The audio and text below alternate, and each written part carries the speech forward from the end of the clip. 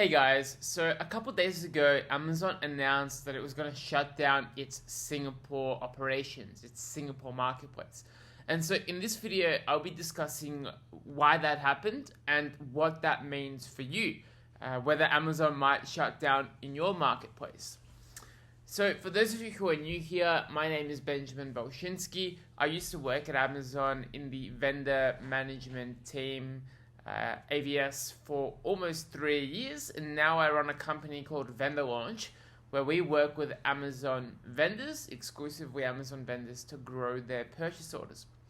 So without further ado, as you might have heard, Amazon launched in Singapore, I believe it was in 2019, and last week, so roughly 7 years since launching its Singapore market, they announced that they were shutting down any local fulfillment, any local operations. And so customers in Singapore are now only able to shop from global store, in other words, from Amazon US, Amazon Japan, Germany, and so on.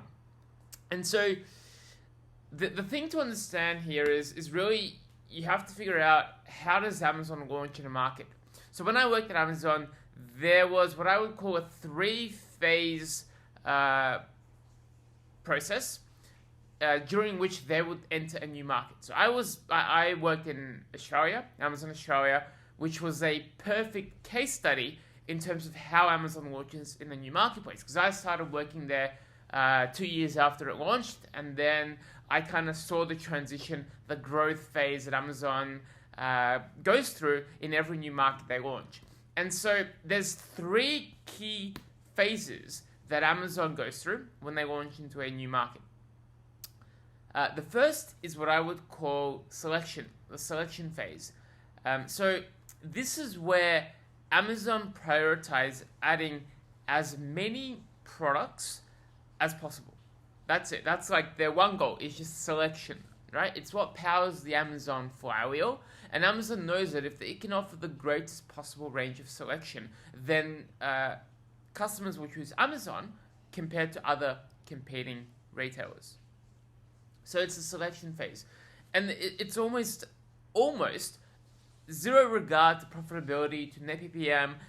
It's just about getting as many vendors onto the market as possible, and as much selection from each individual vendor as possible.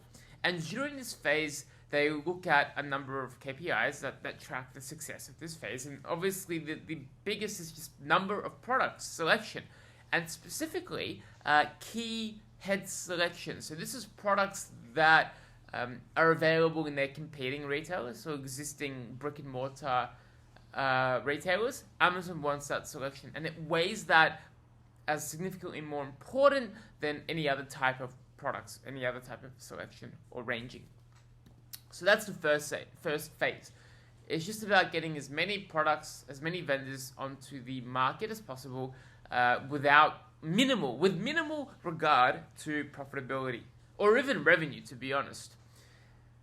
So that might last anywhere from 1 year, or from day one until maybe 2 years, 2 years. And so at that point, Amazon transitions into phase 2 of 3. And phase 2 is what I would call the scaling phase. Basically, this is where it's about kind of driving more top line revenue. So it's not only about getting all products at Amazon at all costs, it's about kind of driving sales, getting vendors and customers to actually, buy products, to come in and repeat orders, where things like subscribe and save come into play, and more programs get launched, and so on. So that's the scaling phase. And again, that might last, 2 years, 3 years, that kind of middle ground. And so this is great because as a vendor, you should leverage this, right? Amazon's trying to grow your business, your top line revenue, as much as possible, trying to get as many customers to use Amazon as possible in that market. And so profitability is sometimes put kind of to the second place, right? Amazon in this kind of phase will take a loss for many, many products. In fact, many categories will be loss leaders, right? They will just drive revenue, and oftentimes that revenue will make them, will lose them a lot of money in terms of their bottom line. Obviously, they get subsidized by other areas of the business, but it's really just about driving market share in that country or market. So then that takes me to the third and final stage. And this is, I would say, anywhere from like year 5 onwards, year 6 onwards, year 7 onwards. And this is where potentially Singapore was at. And this is what I would call the profitability phase. This is now, it's transitioning from a let's just sell at all costs model. Instead, it's transitioning to a, well, not only do we want to sell products and we want to reach customers, Amazon actually need to make money, right? It needs to be a sustainable business in the long run. And this is where I would say most markets currently are at. Australia is kind of in that progressively kind of going to this phase. US, obviously, EU. And in the profitability phase is basically, okay, let's look at profitability.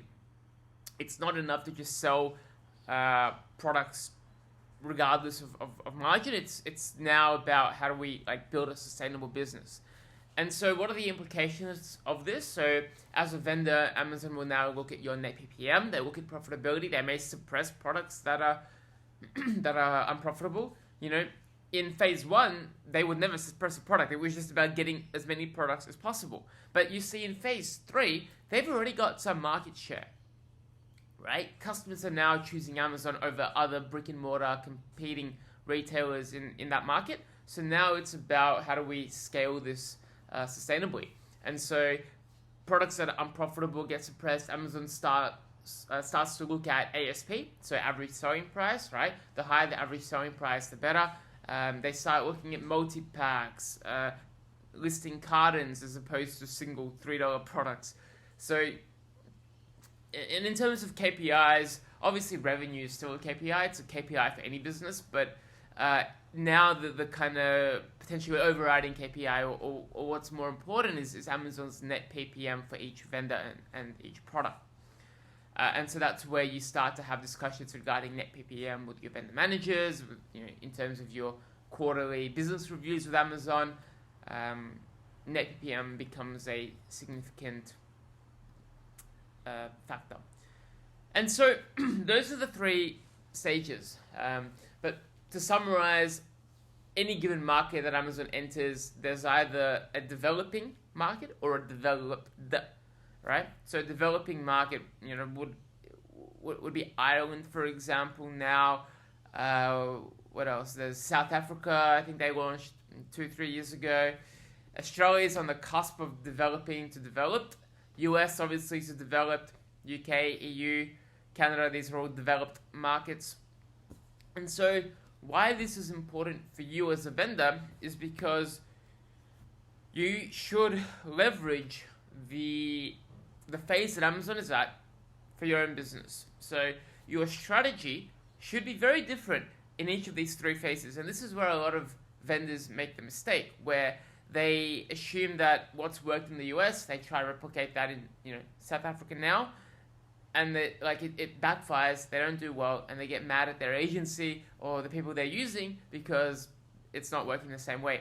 And a lot of bigger companies make that mistake. They try and use the same strategy that is currently working for them in the US. They try to use that strategy in Australia, but then it doesn't work, right? And because they don't understand that 2 different markets, 2 different strategies work.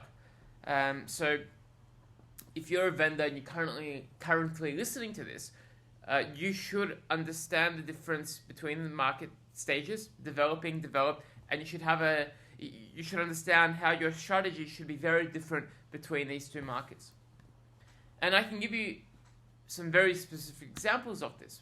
For example, in a developing market such as Australia, the CPCs are very low. So advertising cost per clicks, very low.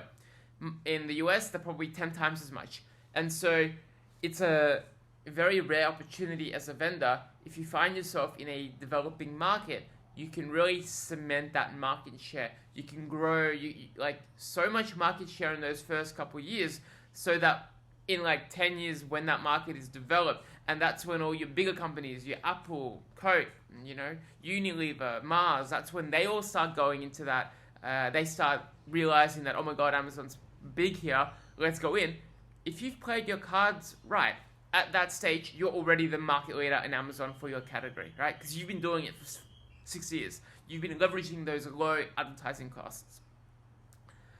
And so that's kind of one of the most useful tips that I can give you, is make sure to leverage the market that you're in and make sure your strategy is tailored to that market. If you're using the same strategy in the US and Australia right now, that's not what you should do.